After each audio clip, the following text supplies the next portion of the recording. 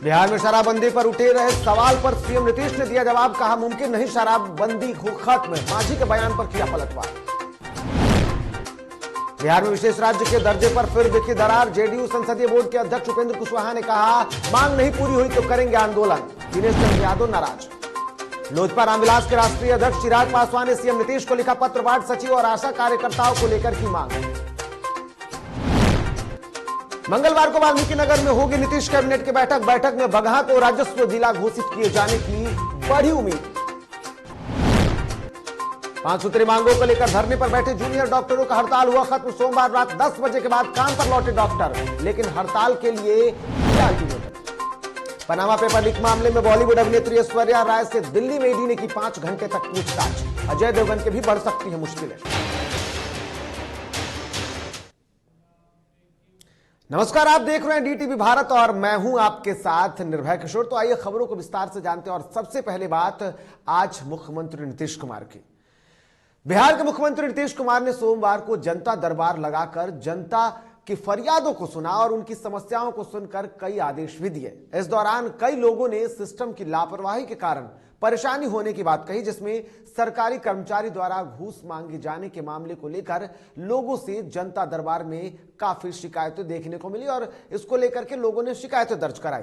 वहीं अपनी शिकायतों के दौरान जनता दरबार में आए एक युवक ने कहा कि आरटीपीसीएस काउंटर में कार्यरत हरिराम सिंह नाम के व्यक्ति के द्वारा बिना पैसे लिए किसी का काम नहीं किया जाता। इसको लेकर अधिकारियों से शिकायत भी की गई, लेकिन जांच को लेकर के लगातार बातें होती रही, लेकिन कार्रवाई नहीं हुई। वहीं एक बुजुर्ग ने अपने राशन कार्ड नहीं बनाए जाने को लेकर भुखमरी का कारण बताते हुए सीएम के सामने रोने लगे और रोते रोते गुहार लगाई।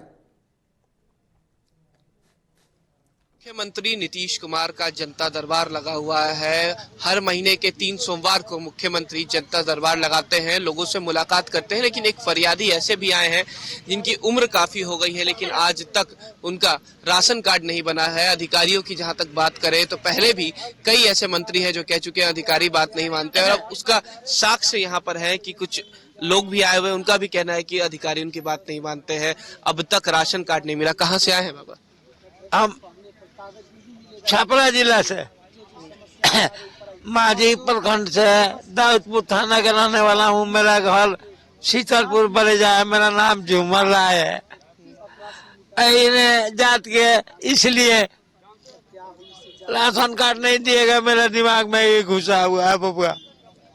तो राशन कार्ड काहे नहीं दिया गया आपको, क्या कारण? अब क्या बतावेंगे, एक धूर जमीन नहीं है मेरा।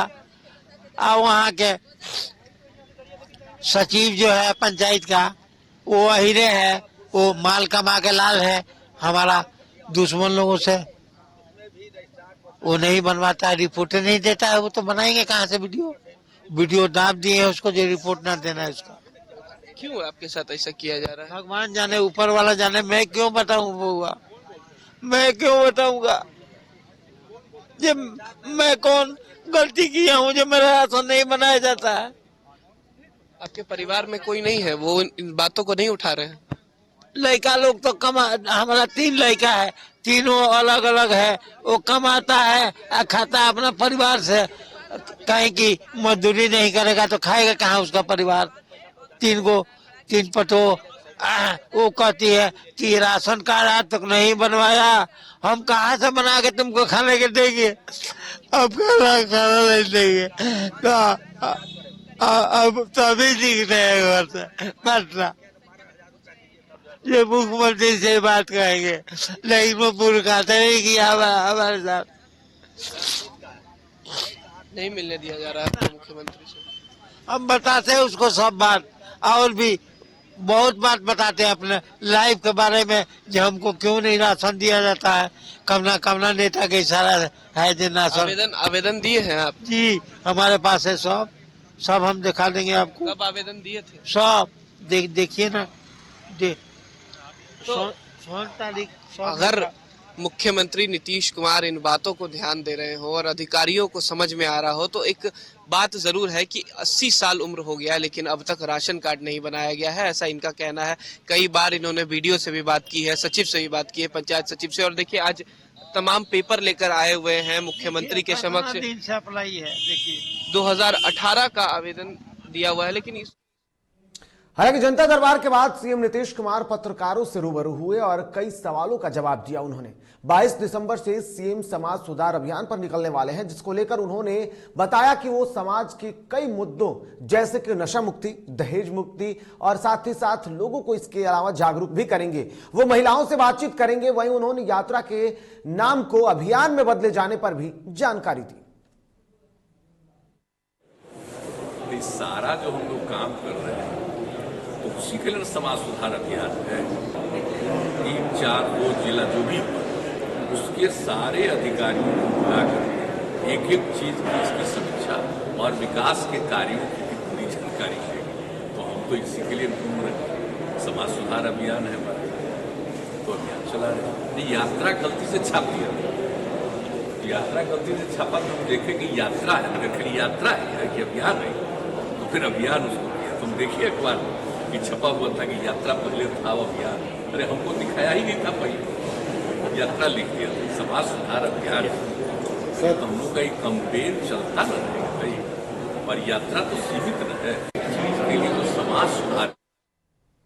वहीं सीएम नीतीश कुमार ने देश में बढ़ रहे कोरोना के नए वेरिएंट को लेकर के भी जानकारी दी। उन्होंने कहा कि इसको लेकर पूरी तैयारी कर ली गई है। वहीं बिहार के पूर्व सीएम और हम सुप्रीमो जीतन राम मांझी के 10 बजे के बाद शराब पीने वाले बयान पर भी सीएम नीतीश ने अपनी प्रतिक्रिया दी और कहा कि बिहार में किसी भी कीमत पर शराबबंदी खत्म नहीं होगी।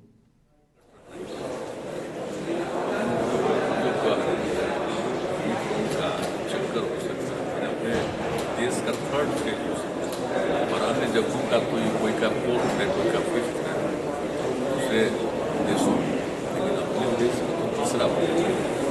तो स्थिति में अलर्ट तो रहना चाहिए और नियमित तौर पर हम लोगों के यहाँ अलर्टनेस अभी हर तरह से तैयारी कि अगर कुछ बढ़ेगा तो लोगों के ट्रीटमेंट का तो हर चीज़ के लिए पूरा व्यवस्था रखा गया। सब इम्पॉसिबल है, एक बात हम बता देते हैं, वो आदमी होता है। हम बता देना चाहते हैं कि सब लोगों ने शपथ लिया, विधानसभा और विधान परिषद सर्वसम्मति से पारित हुआ। और इसके बाद अभी जो पिछले महीने 26 तारीख को जो हमने एक कार्यक्रम किया, तो उस कार्यक्रम में तो आपने देखा नहीं कि सब लोगों ने कितना लिया, सरकारी अधिकारी और पूरे बिहार में सब लोगों ने फिर से शपथ लिया चारों तरफ। और फिर जब हम लोग मीटिंग कर रहे थे, जो भी एनडीए की मीटिंग हो रही थी, उस एनडीए की मीटिंग में भी हमने कहा कि भाई सब लोग फिर से संकल्प लिए, सब लोग हाथ उठा करके फिर संकल्प लिए, और उसी में से कोई कुछ बोलते हैं तो विचित्र बात है।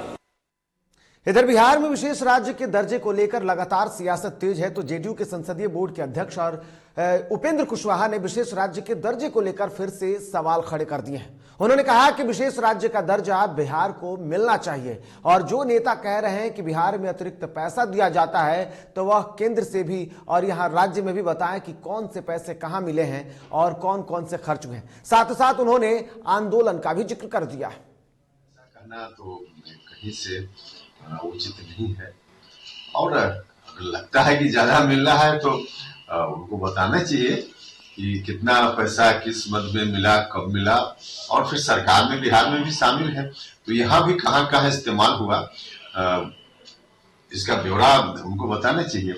लेकिन देखिए, इसको पॉलिटिकल इशू सिर्फ बनाने से काम नहीं चलेगा। नीति आयोग ने कहा, साफ साफ कह दिया है कि बिहार पिछड़ा है। अब यह साबित करने की जरूरत नहीं है भारत सरकार की नजर में कि बिहार में पिछड़ापन नहीं है। वाकई बिहार पिछड़ा है। माननीय मुख्यमंत्री नीतीश कुमार जी के नेतृत्व में निरंतर काम हुआ है, लेकिन उसके बावजूद जब तक विशेष राज्य का दर्जा देकर इसको और सहायता देने की बात नहीं की जाएगी, तब तक बिहार का विकास संभव नहीं।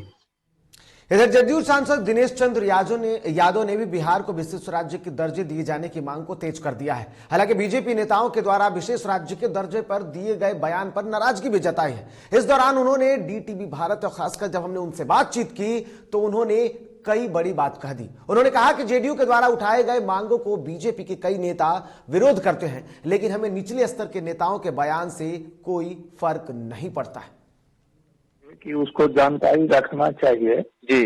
और भारतीय जनता पार्टी का शीर्ष नेता कोई बहुत बयान देगा कि लोग पकड़ते हैं तो कहते हैं कि नहीं मेरा व्यक्तिगत बयान था जी। तो कोई व्यक्ति विशेष का नहीं है जी। विशेष राज का दर्जा हो तो सबके लिए, बिल्कुल पब्लिक के लिए भी है, हमारे लिए भी है और आपके लिए भी है जी। उसमें कई तरह की सुविधा है जी। ये तो एक ग्राउंड भी है कि नीति आयोग भी कहा कि बहुत पिछड़ा अंतिम कड़ी पर है बिहार, बिल्कुल उसमें और उठाना चाहिए न केंद्र को। बिल्कुल हाँ, इसी सब पर बातचीत हुई थी। नहीं हम कहे न कि जो नीचे लेवल में नेता है जी, उसके बोलने से एक समाचार तो बनता है, बिल्कुल, लेकिन वही बात शीर्ष के नेता भारतीय जनता पार्टी के बोल रहे हैं तब वो समझ में आएगा कि विरोध कर रहे हैं। लेकिन बीजेपी ने उनको डिप्टी सीएम बनाया है तो उनको छोटा नेता कैसे कहें? शीर्ष के नेतृत्व में होगी। भाई हम छोटा, हम कहाँ कहते हैं छोटा नेता है, नीचे के लेवल में बोले जी जी, वो हो गए अमित शाह जी। हाँ, वो तो नहीं हुए, मतलब नीचे के नेता हम बोले, छोटे नेता नहीं। अच्छा, आप बोल सकते हैं, बिल्कुल शीर्ष नेतृत्व ही बोले, उतना तो ज्ञान हमको है। बिल्कुल बिल्कुल। नीचे का लेवल के नेता है, मतलब स्टेट के हैं, बिल्कुल। जहाँ से होना है विशेष राज का दर्जा या कुछ भी तो यहाँ से दिल्ली से न होगा। बिल्कुल हाँ, प्राइम मिनिस्टर अमित शाह जी सब मिल के न कुछ डिसीजन लेंगे। लेकिन जिस तरीके से जातीय जनगणना पर पूरी तरीके से लगभग खारिज कर दिया गया एक तरीके से केंद्र सरकार से, तो अब जेडीयू क्या करेगी सर?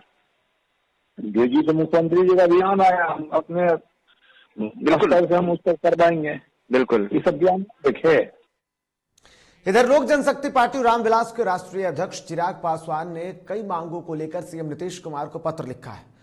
पहले पत्र में चिराग पासवान ने पंचायती राज व्यवस्था में कार्यरत वार्ड सचिवों की सेवा नियमित करने की मांग रखी है। इस पत्र में उन्होंने लिखा है कि विभिन्न पंचायतों में 1,14,691 वार्ड सचिव कार्य कर रहे हैं, अब इनकी सेवा को समाप्त किया जा रहा है, जिसको लेकर उन्होंने यह मांग किया। वहीं दूसरे पत्र में चिराग पासवान ने स्वास्थ्य कार्यकर्ताओं को सरकारी सेवक घोषित किए जाने की मांग की है और उनके प्रोत्साहन राशि में बढ़ोतरी का भी मुख्यमंत्री नीतीश कुमार से अनुरोध किया है।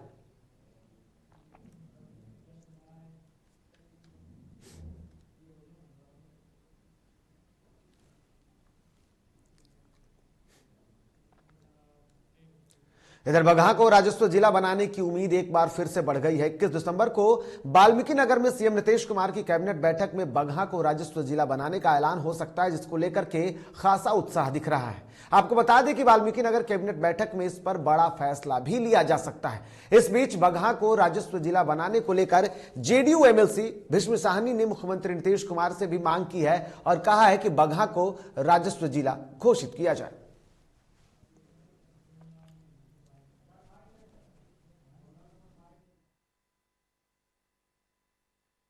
बिल्कुल आपको बता दूं कि साल 1996 में जब एक बड़ी घटना घटी थी, उसके बाद से वहां सरकार के लिए स्थितियों को संभालना काफी बड़ी बातें हो गई थी और उसके बाद राजस्व जिला नहीं बल्कि पुलिस जिला घोषित किया गया था और वहां एसपी की नियुक्ति हुई थी और उसके बाद से लगातार लगभग 26 साल हो गए जब बगहा को राजस्व जिला घोषित किए जाने की मांग की जा रही थी और अब इस कैबिनेट बैठक में बड़ी उम्मीदें लगी हुई हैं।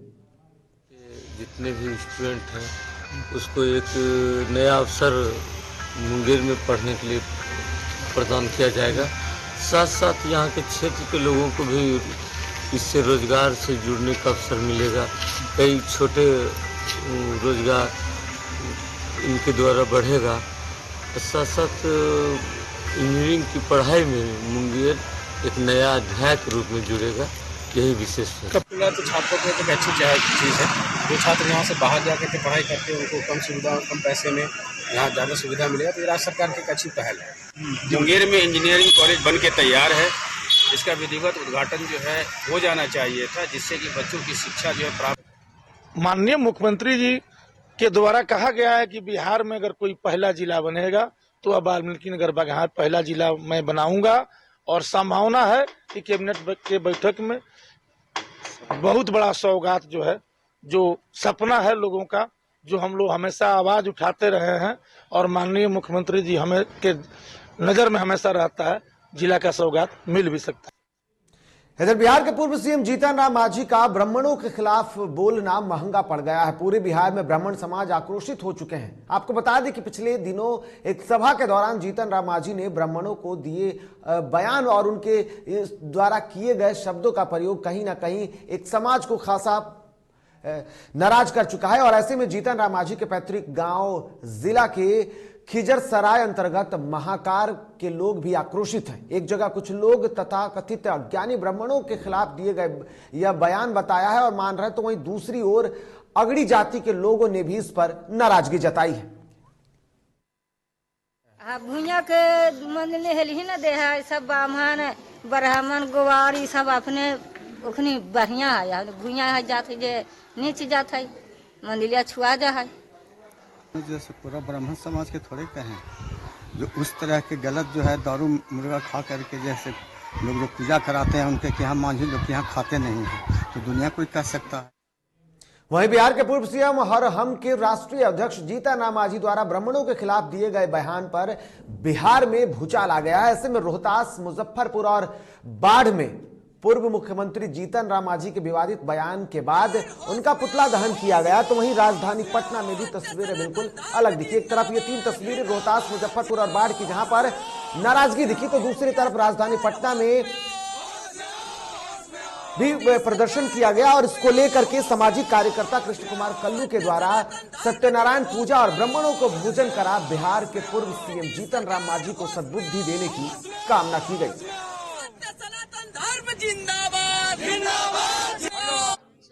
ब्राह्मण का अपमान नहीं सहेगा हिंदुस्तान। राक्षसी पूर्व मुख्यमंत्री बिहार जीतन राम मांझी जी के द्वारा जो बयान आया है ब्राह्मणों के ऊपर, जिसको पूरा देश पूजता है, भगवान स्वरूप ब्राह्मण होते हैं, जीतन राम मांझी जी को अविलंब पाकिस्तान चले जाना चाहिए। जो उन्होंने दिया बहुत ही निंदनीय बयान उन्होंने दिया है और एक पूर्व मुख्यमंत्री होते हुए भी उनके मुख से ऐसा बयान शोभनीय नहीं है। एक कहावत है कि विनाश काले विपरीत बुद्धि, उनका विनाश आ चुका है, इसलिए उनका बुद्धि जो है, दिमाग जो है, उनका काम नहीं कर रहा है। बड़ी खबर है, इस वक्त बिहार के जूनियर डॉक्टरों का हड़ताल अब खत्म हो गया है। आपको बता दें कि सोमवार रात 10 बजे से जूनियर डॉक्टर अपने काम पर वापस लौट रहे हैं। जानकारी के मुताबिक जूनियर डॉक्टर्स अपने 5 सूत्री मांगों को लेकर हड़ताल पर थे, जिस कारण मरीजों को काफी समस्याओं का सामना करना पड़ रहा था। आपको बता दें कि जूनियर चिकित्सकों ने सरकार से 15 जनवरी तक उनकी मांगों को पूरा करने की अपील की है। उन्होंने कहा है कि अगर तय सीमा तक उनकी मांगें पूरी नहीं की गई तो वो आंदोलन को और उग्र करेंगे और इसके लिए वो बाध्य होंगे। तो आपको बता दूं कि बिहार में 5 सूत्री मांगों को लेकर सूबे के सभी सरकारी कॉलेजों के जूनियर डॉक्टर जो हैं और इसके अलावा एमबीबीएस के इंटर्न सोमवार से हड़ताल पर चले गए थे। ऐसे में पटना के पीएमसीएच, दरभंगा के डीएमसीएच, मुजफ्फरपुर के एसकेएमसीएच समेत बिहार के 9 बड़े सरकारी अस्पतालों पर इसका असर देखने को मिला।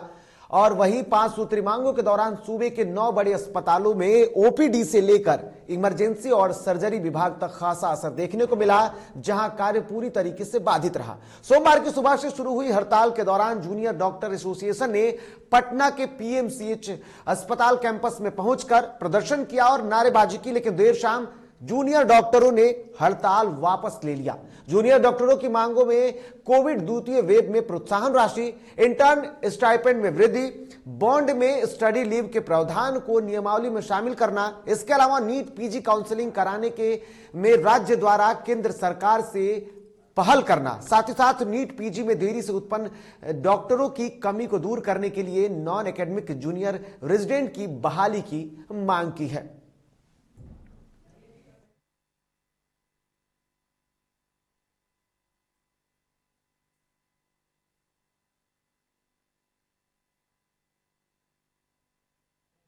इधर बिहार के 33 प्रधान डाकघर, 240 उप डाकघर, 2544 शाखा डाकघरों को सीबीएस प्लेटफॉर्म से जोड़ा गया है। इस सीबीएस प्रणाली से जुड़ जाने के पश्चात अब ग्रामीण इलाकों में भी तमाम बैंकिंग सुविधा बेहतर हो जाएगी और पैसों के लेन देन में भी सहूलियत होगी।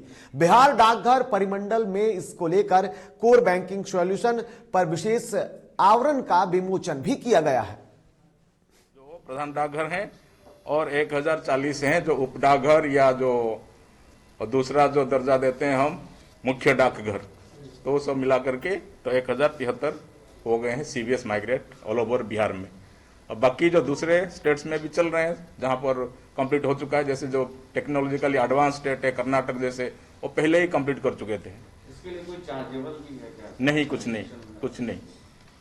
ये लोगों की जो मांग थी कि हमको छोटा मोटा भी निकास करने के लिए पोस्ट ऑफिस जाना पड़ता है, अब आप अपने घर बैठे आप या तो फिर आप ऑनलाइन ट्रांसफर कर सकते हैं मोबाइल बैंकिंग के जरिए या नेट बैंकिंग के जरिए, या फिर IPPB का अगर उसमें अकाउंट जुड़ा हुआ है तो IPPB प्लेटफॉर्म भी अवेलेबल है जो इंडिया पोस्ट पेमेंट बैंक वाला, और आपके पास ATM कार्ड भी रहेगा। ATM कार्ड आप किसी भी बैंक के ATM से आप अपना पोस्ट ऑफिस वाला पैसा निकाल सकते हैं। अब खबरें झारखंड की। रांची में आदिवासी मूलवासी सामाजिक संगठनों ने स्थानीय और नियोजन नीति की मांग को लेकर एक दिवसीय धरना राजभवन के समक्ष दिया और सरकार पर सीधा हमला बोलते हुए आंदोलन कर रहे एक शख्स ने कहा कि हेमंत सरकार आदिवासियों की सरकार है और आदिवासियों को ही दरकिनार कर रही है। झारखंड राज्य के गठन के 21 साल पूरे हो चुके हैं और कोई भी पूर्ववर्ती सरकार राज्य के नियामक के रूप में नीति, स्थानीय और नियोजन नीति सहित परिभाषित कर पाई है।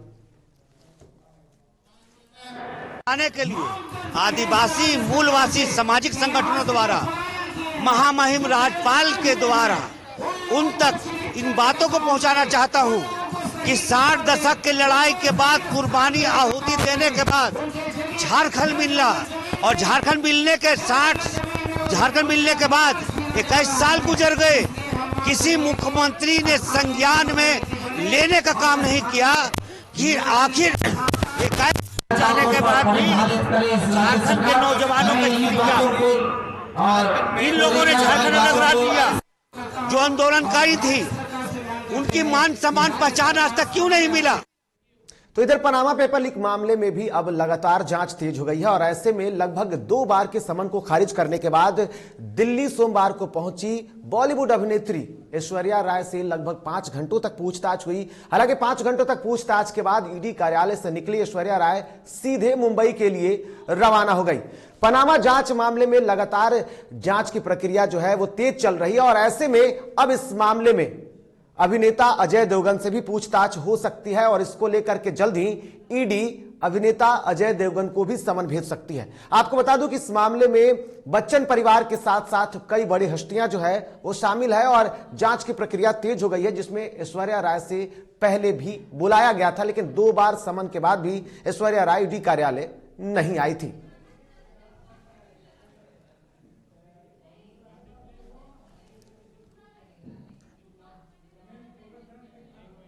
तो खबरों के सफर में फिलहाल इतना ही। ताजा तरीन खबरों के लिए आप देखते रहिए DTV भारत। फिलहाल मुझे और मेरी सहयोगी टीम को दीजिए इजाजत। नमस्कार।